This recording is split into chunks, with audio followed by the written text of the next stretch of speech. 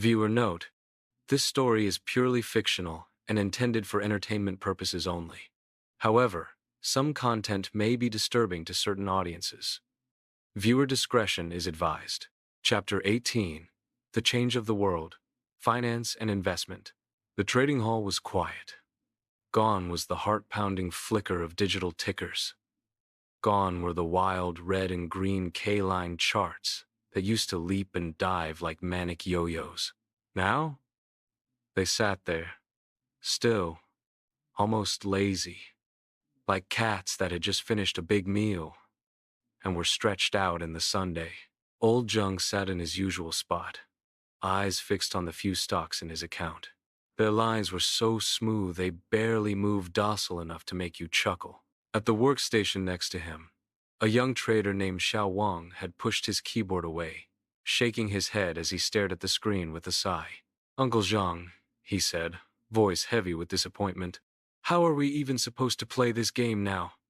All your money gets locked in for 6 months. No trading. And the price?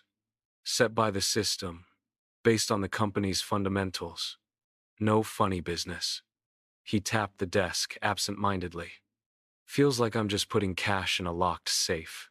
No room for speculation at all." Old Zhang took a slow sip of his strong tea, eyes crinkling at the corners as he leaned back with a calm, steady voice. "Why the rush?" he said. "What we used to call playing with money. That's over. What we've got now, that's saving money and earning interest the right way." He pointed toward the big scrolling announcement screen in the center of the hall, where the new trading rules were displayed loud and clear. No leverage, no futures or options, no T+0 trading, not even open outcry bidding. Gone. "From now on," old Zhang said, "you earn real dividends, real cash from the company's profits. Not the scraps from some neighbor flipping stocks and screwing over the next guy." Xiao Wang blinked. The idea seemed almost foreign.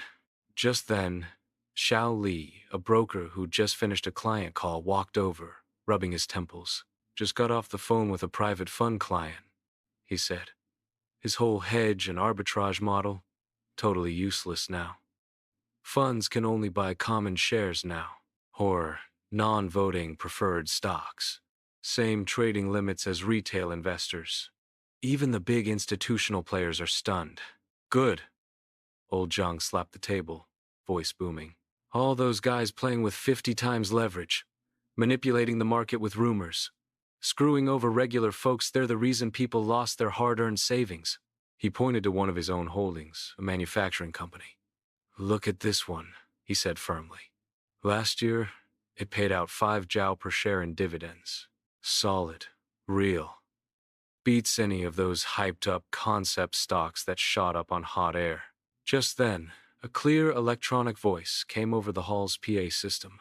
"Reminder: all account fund movements will be cross-referenced in real time with tax and payroll records. Unusual flows, or repeated small test transfers, will trigger regulatory locks." Xiao Wang flinched slightly and leaned in closer. "Hey, did you hear?" he whispered. "That stock guru Lou the Fat from West District? He got busted. Tried to move his dirty money out by converting it to crypto and listing it on the dark web. Advertised it and boom, got picked up before the ink dried. How's he gonna outrun the Supreme Council's global net?" Xiao Li snorted. "It's not just him. All those idiots who thought stashing cash in secret offshore accounts would keep them safe, crying now, and not even sure what note to cry in. As long as it's dirty money, even if you bought a mansion or an island overseas, the system will track the name and freeze everything all the way down. Private crypto?" He waved a hand at his screen. "Already worthless." He tapped the display, showing a new fund product summary. "Insurance companies may only sell pure risk protection products. Fund holdings must remain for no less than 6 months. Finance, my friends," Xiao Li said with a tired grin, "has officially been put on a leash." Old Zhang didn't respond right away. He just sat back, quietly watching the numbers in his account, a neat, steadily growing column of accumulated dividends. Then he looked up at the big board. The index. Flat. Stable. Calm as glass. No spikes. No crashes. Just clarity. He leaned back in his chair, a soft sigh escaping as the steam from his teacup curled upward in the sunlight, forming delicate wisps of mist. The storm had passed. The waters had cleared. Only the people who used to thrive in muddy waters, chasing big fish, they were realizing something unsettling. The water was clean now, and the big fish, gone. All that remained were a few slow-growing snails, doing their thing honestly, bit by bit. And in some hidden corners of the world, those once buried accounts, they were turning bright red, one by one. Frozen. The real reckoning? It was here. And it was cleaner, tighter, more absolute than anyone could have imagined.